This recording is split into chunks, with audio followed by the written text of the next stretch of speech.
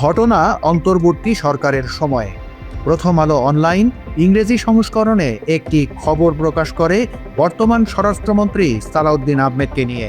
ওই খবরের শিরোনাম করা হয়েছে chief adviser's urges unity Salahuddin Ahmed. ওই খবরে সালাউদ্দিনের একটি ছবি যুক্ত করা হয়েছে। এ পর্যন্ত সব ঠিকই ছিল, তবে বিপত্তি বাধে সালাউদ্দিনের ছবির লিঙ্ক নিয়ে।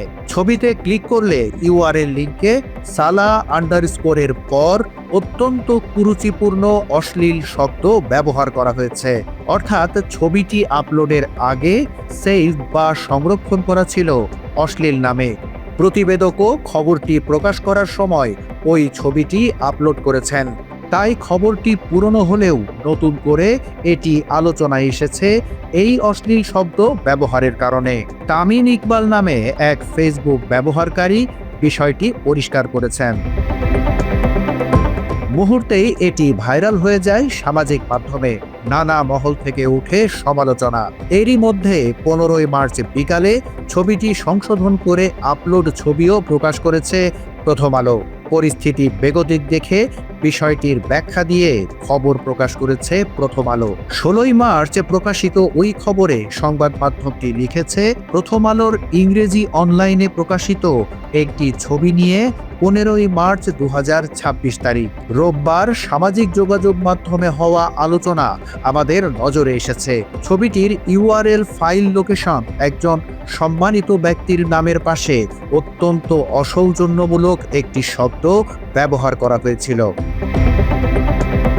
প্রথম আলো অনুসন্ধান করে এই কাজের সঙ্গে একজন কর্মীর সংশ্লিষ্টতা চিহ্নিত করতে পেরেছে। প্রথম আলোর সাংবাদিকতার নীতি ও চর্চা বিরোধী এই কাজের জন্য সেই কর্মীকে চাকরি থেকে অব্যাহতি দেওয়া হয়েছে। প্রথম আলোর একজন কর্মীর এই ধরনের অপেশাদারী আচরণের জন্য আমরা আন্তরিকভাবে দুঃখ প্রকাশ করছি। অথচ কদিন আগেই এই প্রথম আলো ভবনে গিয়ে মন্তব্য করেছেন স্বরাষ্ট্রমন্ত্রী সালাউদ্দিন আহমেদ।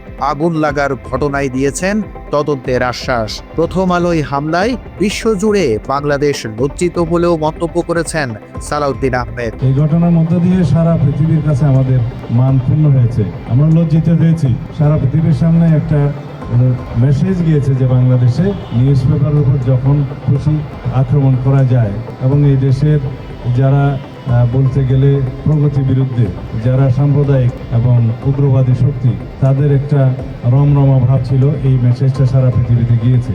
আমরা এর দৃষ্টান্তমূলক বিচারের মধ্য দিয়ে সারা পৃথিবীকে তার একটা মেসেজ, উল্টো মেসেজ দেব না। এইরকম কর্ম করে বাংলাদেশের অগ্রগতি, প্রগতি এবং সমাজের অগ্রযাত্রাকে থামাতে পারবে না এবং আমরা তাদেরকে রুখে দেব ইনশাআল্লাহ। আমি তদন্তের অগ্রগতি কি সেটা জানতে চেয়েছি এবং আগামী 2 মাসের মধ্যে তদন্ত কার্যক্রম, সুষ্ঠু তদন্ত কার্যক্রম সমাপ্ত করে চার্জশিট দাখিলের জন্য নির্দেশনা দিয়েছি। মাত্র 30% টাকায় জমির মালিক হয়ে নতুন বাংলাদেশের গড়ে তোলার স্বপ্ন দেখা বাংলা বসতি। তবে প্রথম আলো পড়ার ঘটনায় সালাউদ্দিন লজ্জিত হলেও অশ্লীল নামে সংরক্ষিত নিজের ছবি প্রথম আলো আপলোড করায় তিনি লজ্জিত হয়েছেন কিনা তা জানা যায়নি। এমনকি এ বিষয়ে আনুষ্ঠানিক কোনো মন্তব্য করেননি স্বরাষ্ট্রমন্ত্রী। এরপরও থেমে নেই সমালোচনা। আতিকুর নামের এক ফেসবুক ব্যবহারকারী সালাউদ্দিনের ছবি ব্যবহার করে ইউআরএল লিঙ্কের ব্যাখ্যা ছবি সহ পোস্ট করেছেন। একই সাথে টাইটেলে লিখেছেন, সত্যকে পোড়ানো যায় না প্রথম আলো। অর্থাৎ তিনি বোঝাতে চেয়েছেন প্রথমে সালাউদ্দিনের ছবি যে নামে সেভ রেখেছেন সেটিই আসলে প্রথম আলোর আসল চরিত্র।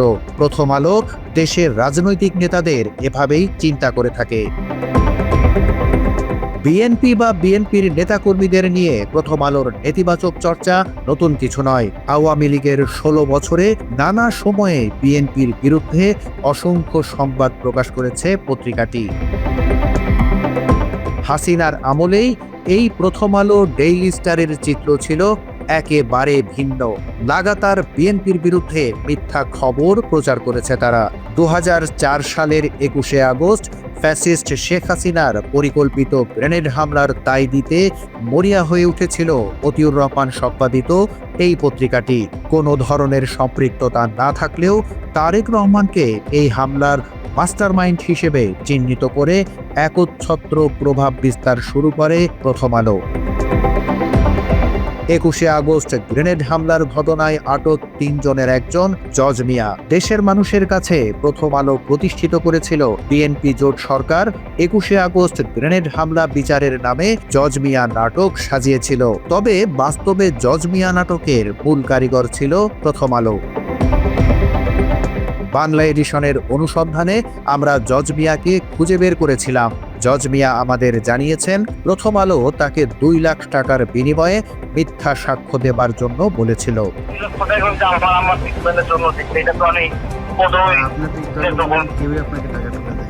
শুধু তাই নয়, 2008 সালে পত্রিকাটি বিএনপির নামে অসংখ্য প্রতিবেদন প্রকাশ করেছে। এর মধ্যে আলোচিত বেশ কিছু প্রতিবেদন রয়েছে বিএনপির চেয়ারম্যান তারেক রহমান, সাবেক স্বরাষ্ট্র প্রতিমন্ত্রী বাবর, হারিস চৌধুরী এবং মামুনকে সেই সময়ের মহা দুর্নীতিবাজ আখ্যা দেয়া হয়। আরও বেশ কিছু প্রতিবেদনের শিরোনাম করা হয় খালেদা জিয়ার সম্পত্তিতে বসুন্ধরার কাছে 100 কোটি টাকা চেয়েছিলেন তারেক। জজ মিয়ার পরিবারকে টাকা দেয় সিআইডি। জড়িতদের রক্ষায় বারবার সাজানো তদন্ত। বাবর আসামি হচ্ছেন সন্দেহে তারেক। হামলার আগে বৈঠক হয় স্বরাষ্ট্রমন্ত্রী পিন্টুর বাসায় শিরোনামে প্রথম আলো প্রকাশ করে অসংখ্য সংবাদ। পরে এসব প্রতিবেদন নিয়ে প্রশ্নও তোলেন রাজনৈতিক মহল ও সাংবাদিক সমাজ। 2007 সালের মে মাসে আপনাদের দুটা খবরের হেডলাইন বলি। টিএফআই সেলে যে ফালু বলেছে আকবর সোবহান সাহেবের ছেলেকে বাঁচানোর জন্য তারেক জিয়া এত কোটি টাকা দিয়েছে, একদম ফিগারটা সব উল্লেখ ছিল, 50 কোটি টাকা দিয়েছে। সেখানে সেটা আননেম সোর্স দিয়ে মাহফুজ ভাই। আমি মনে করি যে আমার সাংবাদিকতার সময়ে ওই সময়ে ডিজিএফআই এর দেওয়া নিউজ আনসাবস্টেন্টিয়েটেড, আমি যেটা ইন্ডিপেন্ডেন্টলি প্রমাণ করতে পারি নাই, ওটা আমি লিখেছি, ইন্ডিপেন্ডেন্টলি ভেরিফাই করতে পারছি না। তুমি যদি আমাকে জিজ্ঞেস করো আমার সাংবাদিক জীবনে, এডিটরের জীবনে, ওটা হচ্ছে একটা বিরাট ভুল। আমি ভুল করেছি। ওই সময় ডিজিএফআই এর দেওয়া নিউজ আমার ছাপানো উচিত হয়নি। It was a bad editorial judgement. আমি অপকটে স্বীকার করি। Desk report, Bangla addition.